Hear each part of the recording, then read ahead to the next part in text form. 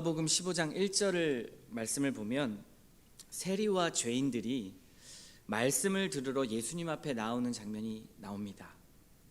그런데 바리새인과 서기관들이 이런 세리와 죄인들, 이들과 함께 식사하시는 예수님을 보고 비판을 하기 시작합니다. 왜 죄인들과 함께 식사를 하십니까? 이에 대해서 예수님께서는 그들에게 세 가지 비유를 들어서 답변하시는 내용이 오늘 바로 15장의 비유들입니다. 이 세 가지의 비유는 잃은 양을 찾은 목자의 비유, 그리고 잃은 드라크마를 찾은 여인의 비유, 그리고 세 번째 오늘 읽지는 않았지만 잃은 아들을 찾는 탕자의 비유입니다. 이 세 가지 비유의 공통점이 무엇인 것 같으세요? 바로 잃은 것을 찾는 것입니다. 잃었던 것을 찾는 것입니다. 잃은 것을 간절하게 찾다가 결국 그것을 발견하게 되면 우리는 그 찾는 기쁨을 만끽할 수 있습니다. 그 기쁨이 얼마나 큰지 모릅니다. 성경의 전반적인 내용을 잘 살펴보게 되면 하나님께서 가지시는 가장 큰 기쁨 중에 하나가 무엇이었냐면 바로 잃어버린 영혼을 찾는 일이었습니다. 하나님의 백성이 하나님 앞에 돌아오는 것, 회개하고 돌아오는 것, 이것이 하나님의 가장 큰 기쁨 중에 하나였습니다. 하나님의 마음은 늘 그 영혼에 애타는 마음이 있으셨고요. 특히 그 잃어버리고 죽어가는 영혼들, 하나님을 모르고 하나님을 멀리하고 떠나간 사람들을 하나님께서는 안타까워하셨습니다. 그래서 누구를 보내셨습니까? 예수 그리스도를 보내신 것이죠. 오늘 말씀을 통해서 하나님의 관심, 그 관심이 어디에 있으신지를 좀 주목해 보시고요. 주님이 가르치시는 그 관심과 내비게이션을 따라서 우리의 관심도 그 관심에 맞춰지는 이 아침 시간 되기를 축복합니다. 오늘 말씀은 바리새인과 서기관들이 잃어버린 영혼들, 그리고 소외된 자들을 무시하고 관심 없는 태도를 예수님은 비유를 통해서 지적하고 계십니다. 예수님은 이들과 반대로 그들에게 엄청난 관심을 쏟으셨는데요. 오직 하나님 아버지께 받은 사명이 그들에게 다가가는 일이었고, 그들을 찾는 일이었고, 그들을 살리는 일이었기 때문에 그렇습니다. 이게 예수님의 일생의 사명이었습니다. 하나님께서 구약의 예언자들을 통해서 예언한 대로 예수님 자신을 통해 그 예언이 성취되도록 늘 자신의 삶을 내어놓는 일에 주저하지 않으셨습니다. 그 예언들은 무엇이었습니까? 영혼을 구원하는 일이었습니다. 우리가 어제 나눈 말씀처럼 예수님께서는 이제 이 구원의 사명, 이것을 성취하고 이루시기 위해서 누가복음 9장에서부터 19장까지 10장에 거쳐서 예루살렘으로 걸어가시는 그 여정을 기록하고 있습니다. 그리고 그 여정 속에서 예수님을 따른다는 것, 예수님의 제자가 된다는 것이 무엇인지를 여러 가지 비유를 통해서 말씀하시는데요. 오늘은 그 잃어버린 영혼을 찾는 비유의 말씀입니다. 먼저 주님의 마음과 대조되는 이 바리새인과 서기관들을 한번 살펴보십시오. 그들은 죄인과 세리와 식사하시는 예수님에 대해서 전혀 이해하지 못했습니다. 영혼을 사랑하고 어떻게든 살리려는 그 마음보다는 그들에게는 세리와 죄인들이 율법을 지키지 않았다. 그래서 사람들에게 버려졌고 저주를 받은 사람이기 때문에 우리는 그와 함께 할 수 없다라는 그 마음이 바리새인과 서기관들의 마음에 있었습니다. 구약 성경 여러 구절에서도 악한 사람과 가까이 지내지 말라는 구절이 있었기 때문에 아마도 그들은 예수님이 그들과 함께하는, 세리와 죄인들과 함께하는 것에 이해할 수 없었고 그 태도에 반기를 든 것입니다. 그런데 이들이 간과했던 것이 한 가지 있습니다. 무엇일까요? 자신들도 죄인이라는 사실입니다. 죄인의 습성은 사람을 가르는 경향이 있습니다. 내 편과 저쪽 편을 나누고요. 내 생각과 맞는 사람, 틀린 사람을 가릅니다. 나의 무리와 저들의 무리를 가르죠. 가장 극단적으로 드러나는 것이 정치 세력일 것입니다.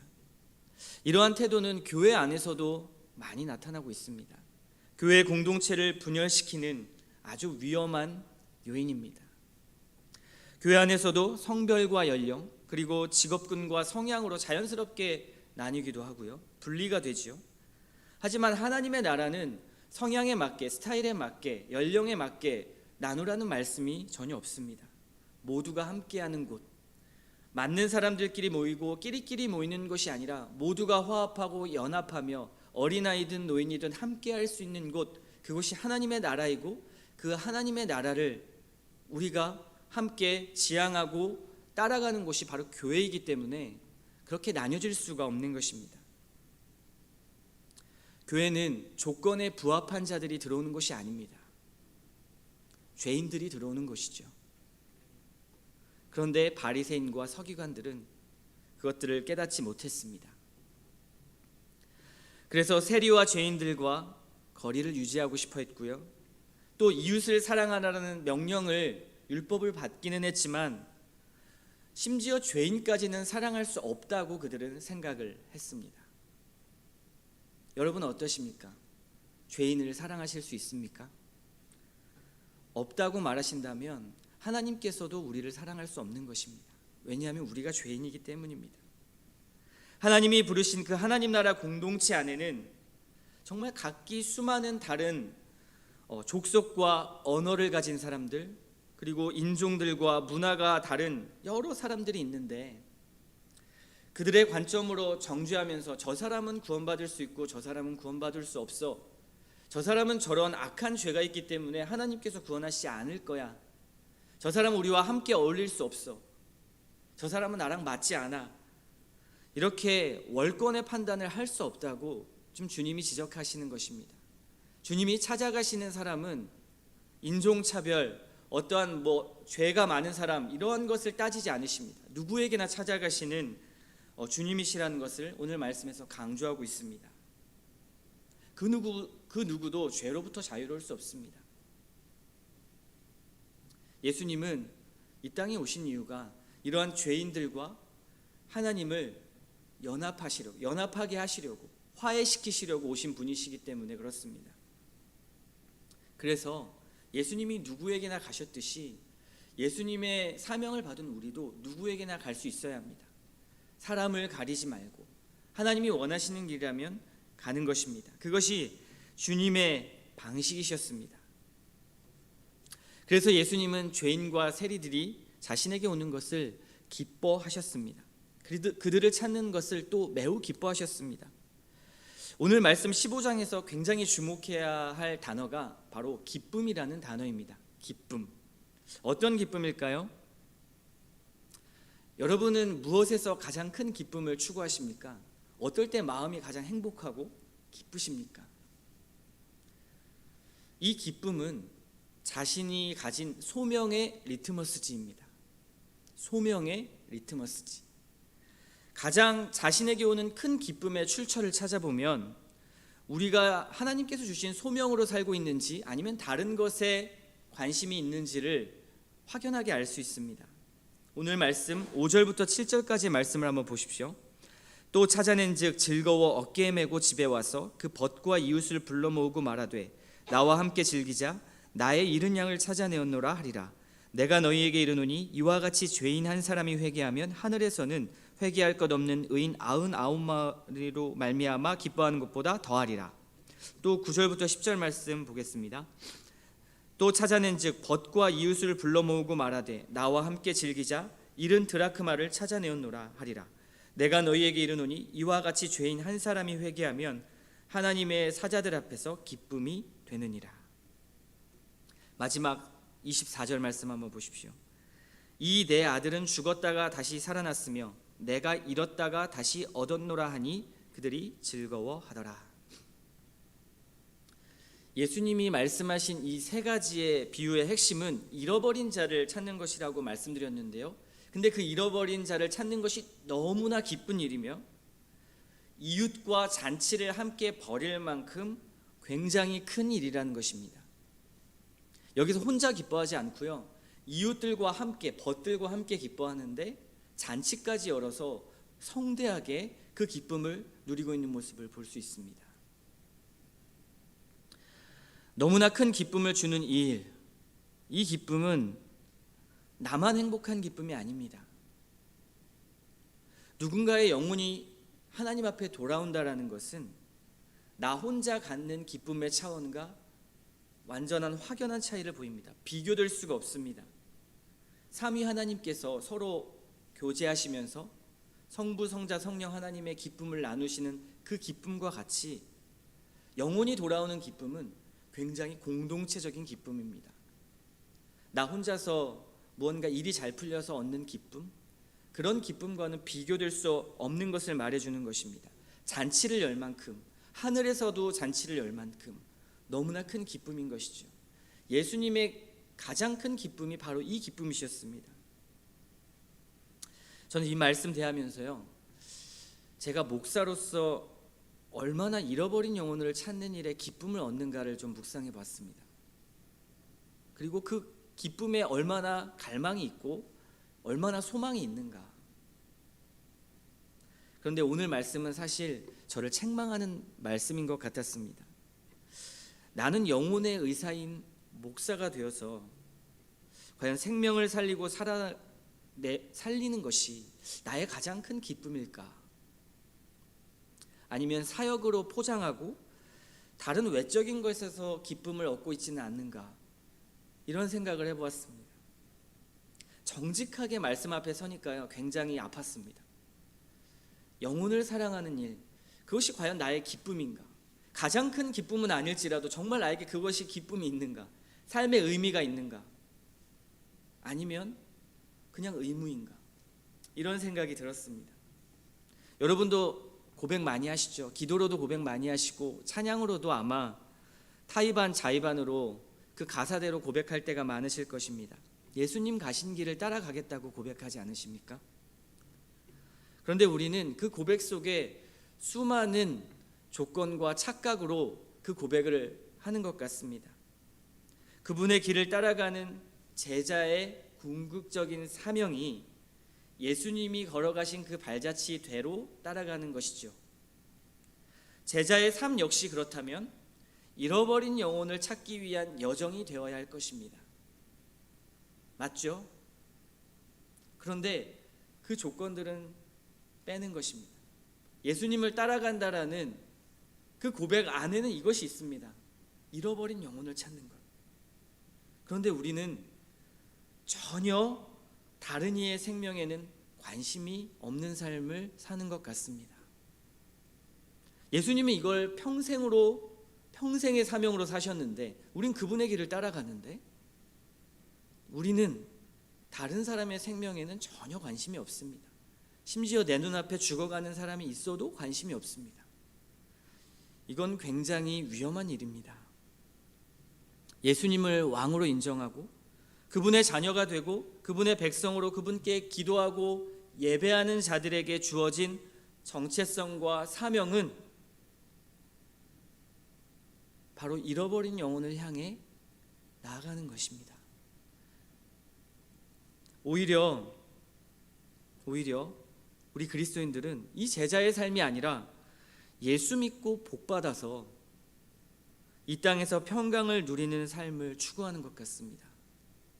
예수님 믿음으로 평강하고 평안하고 자녀가 잘 되고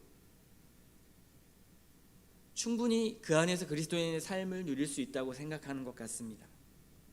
누군가 보면, 믿지 않는 사람들이 보면 그래서 예수의 제자인지 전혀 분간을 할 수가 없는 것입니다. 기독교 집단이 너무 이기적으로 보여지는 것도 그것 때문입니다. 왜 그렇습니까? 잃어버린 생명을 찾는 그 기쁨보다 다른 기쁨을 찾기 때문입니다. 굉장히 부끄러운 일이죠. 하지만 오늘 말씀 누가복음은 우리에게 가장 큰 기쁨은 하나님이 가지신 그 가장 큰 기쁨을 통해서 잃어버린 영혼을 찾는 그 기쁨으로 전환해야 된다고 말씀하고 있습니다. 특별히 가난한 자들, 소외된 자들, 사회에서 인정받지 못하는 자들에게도 예수님을 통해서 용납되고 회복될 수 있음을 말씀을 통해서 강조하고 있습니다. 그리고 우리를 그 회복의 자리로, 치유자의 자리로 가르치고 계십니다. 그래서 먼저 누가복음 4장 18절에서 19절 말씀에 보면 주님이 이루실 일에 대해서 이사야 선지자가 예언한 내용이 나옵니다. 예수님이 이 땅에 오시면 이런 일들을 할 것이다. 그 말씀의 내용이 이렇습니다. 주의 성령이 내게 임하셨으니 이는 가난한 자에게 복음을 전하게 하시려고 내게 기름을 부으시고 나를 보내사 포로된 자에게 자유를, 눈먼 자에게 다시 보게 함을 전파하며 눌린 자를 자유롭게 하고 주의 은혜의 해를 전파하게 하려 하심이라. 이것이 예수님의 사명이었습니다. 예수님은 이 사명대로 구원자로 이 땅에 오셔서 그 사명을 이뤄 나가셨고요. 그리고 제자들에게도, 그리고 지금 이 말씀을 듣는 우리들에게도 요구하십니다. 뭐라고 말씀하십니까? 너희도 나와 같은 마음을 품고 나와 같은 길을 걷기를 원한다. 너의 삶의 자리가 영혼을 찾는 그러한 자리가 되기를 원한다. 이렇게 말씀하십니다. 사랑하는 성도 여러분, 혹시 지금 이 말씀을 들으시면서 한쪽 마음편에 주님이 가셨던 길을 따라가는 것, 이것은 불가능한 일이야 라는 생각을 하십니까? 그리고 비현실적인 일이라고 생각하십니까? 그렇다면 우리의 구원도 비현실적인 것입니다. 기독교의 신앙은 허상이 되는 것이죠. 능력이 없는 종교가 되는 것입니다. 예수님이니까 할 수 있고 우리는 예수님이 아니니까 못해. 이건 기독교의 신앙이 아닙니다. 하나님이 사람을 통해 일한다고 말씀하시지 않았습니까? 이렇게 된다면 하나님이 누구를 통해 일하실까요? 오히려 저 사람은 할 수 있고 저는 못해요 라고 말한다면 하나님 또한 조건을 보고 능력을 보고 사람을 세우는 분이 될 수밖에 없습니다. 하나님은 무능한 자를 고쳐서 할 수 있게 만드시는 능력의 하나님이십니다. 우리가 주의 뜻을 행할 수 없다면 하나님의 나라는 무엇을 통해 이루어질까요? 우리가 바라는, 여러분이 꿈꾸는 하나님의 나라 천국은 무엇으로 이루어질까요? 하나님이 다 알아서 하시겠지. 이것이 아닙니다. 이것은 하나님의 자녀의 마음도 아니고요, 백성의 마음도 아닙니다. 우리는 그 말씀을 내 기준에서 판단하기 때문에 모두 불가능한 것입니다. 불가능한 결과밖에 나올 수밖에 없습니다. 하나님께서는 복음 전파와 영혼 구원의 그 자리는 어떤 특별한 슬로건으로 주신 것이 아닙니다. 우리의 삶입니다. 목사, 선교사들만의 특별한 의무로 주신 것이 절대 아닙니다. 우리 모두 성도이고 제자입니다. 목사도 성도이고 제자이고요. 목사라는 직무가 리더의 자리이긴 하지만 그 삶의 대부분이 말씀과 교회의 현장에 있어야 하기 때문에 특별한 위치일 수는 있습니다. 그러나 주어진 소명의 본질은 전혀 다르지 않습니다. 단지 역할과 그 모양이 조금 다를 뿐입니다. 오히려 목사가 아닌 성도들이 세상 가운데 죽어가는 영혼들을 접할 수 있는 기회가 훨씬 더 많습니다. 그렇지 않습니까? 핵심은 이것입니다. 누구라도 나의 정체성과 사명을 인식하고 있는가? 하나님이 나를 부르신 이유가 무엇인가? 그리고 기꺼이 그 사명을 따라가는 삶이 나의 삶의 방향이 될 수 있는가? 그 말씀을 제가 드리는 것입니다. 그것이 정말 나의 사명이라고 말씀을 통해서 받았다면 그것을 믿고 순종하는 것입니다. 예수님이 우리에게 가르쳐 주신 자기를 부인하고 자기 십자가를 지는 길, 즉 제자가 되는 것이 하나님 나라의 가치의 삶이고 이것이 그 무엇보다 존귀하고 우리에게 생명을 허락하는 일이며 또 다른 누군가에게 생명을 살리는 하나님의 가장 기뻐하시는 사명이자 축복이라는 것을 여러분이 받아들이고 믿으십니까? 저와 여러분도 주님의 마음을 품고 주님이 가신 길을 기꺼이 따라갈 준비가 되셨습니까? 그렇다면 지금 우리의 모습이 어떤지를 한번 살펴보십시오. 나의 시간, 나의 물질, 나의 에너지, 그 대부분이 어디에 사용되고 있는지를 한번 살펴보십시오. 내 삶의 포커스와 방향, 목적이 하나님의 영광을 위하여 산다고 우리는 고백하지만 정작 그 영광이 나에게만 집중되어 있는 하나님의 영광은 아닌가? 자기 중심적인 하나님을 만들고 자기 중심적인 기도를 드리고 자기 중심적인 삶을 살면서 그렇게 드린 절름발이 영광은 아니었는지를 생각해 보십시오. 그것이 틀렸다는 말이 아닙니다. 하나님은 물론 나 자신을 굉장히 중요하게 여기시고 하나님이 돌보시고 보살피시며 먹이십니다. 그런데 본질적인 사명이 나에게 머무르는 사명이 아니라는 것이죠. 그렇다면 예수님은 그냥 예루살렘에서 로마 군대를 제압하시고 거기서 그냥 집 짓고 그 사람들과 그냥 그렇게 하나님의 나라를 이루셨을 것입니다. 근데 그것이 아니었습니다. 주님의 방향, 주님의 목적대로 튜닝되지 않으면 분명히 불협화음이 일어날 것이고요. 우리의 삶이 괴로울 것입니다. 예수님은 믿고 있는데 예수님의 사명은 이것이라고 하는데 나는 그 자리에 서서 늘 갈팡질팡하는 것이죠. 그러나 주님을 여러분이 믿는다면, 그리고 믿기를 원하고 그분의 길을 가기를 원한다면 그분의 소원대로, 그분의 생각대로 나의 사명의 주파수, 나의 소원의 주파수를 함께 맞춰야 됩니다. 그렇다면 그때 하나님이 주시는 평강과 기쁨이 이 세상이 주는 기쁨과 비교할 수 없는 완전한 기쁨, 그 기쁨이 우리의 삶을 이끌어 갈 것입니다. 여러분이 삶이 이끌려지지 않는 이유는 그 기쁨이 없기 때문입니다.